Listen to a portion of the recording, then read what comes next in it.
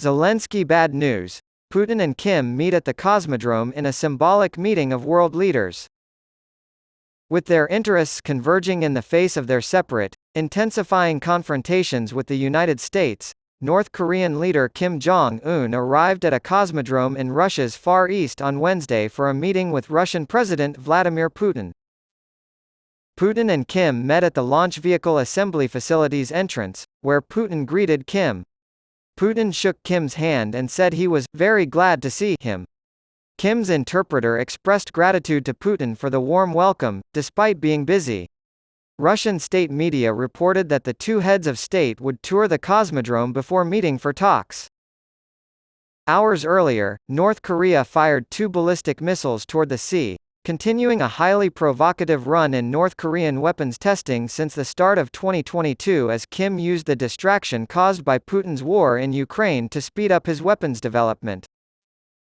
Putin sees his meeting with Kim as a chance to replenish ammunition supplies that have been depleted over the course of the war's 18 months.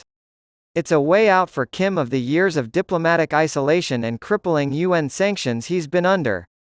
An arms deal would violate international sanctions, which Russia has historically supported, but Kim is still expected to ask for financial aid and military technology.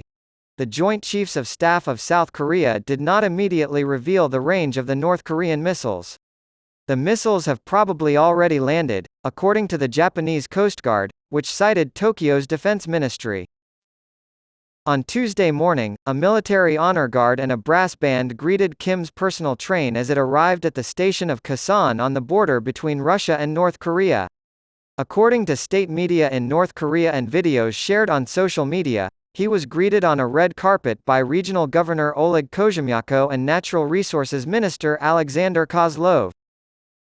North Korea's state news agency reported on Wednesday that Kim said his decision to visit Russia 4 years after his previous visit demonstrated how Pyongyang is prioritizing the strategic importance of its relations with Moscow.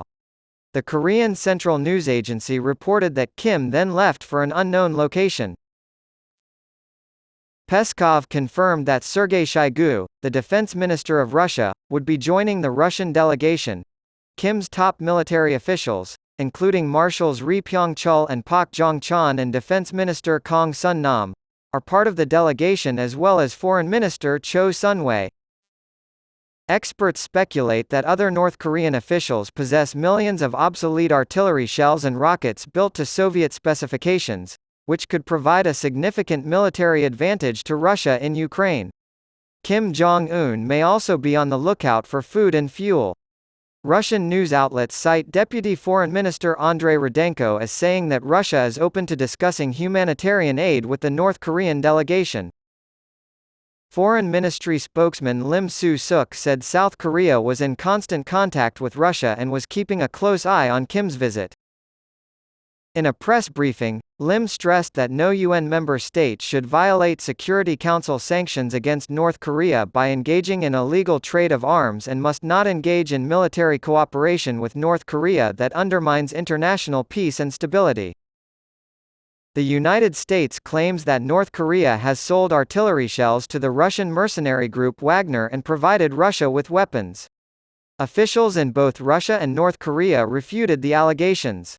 Images from the North Korean state media released during his trip may provide clues as to what Kim wants from Putin and what Putin is willing to give.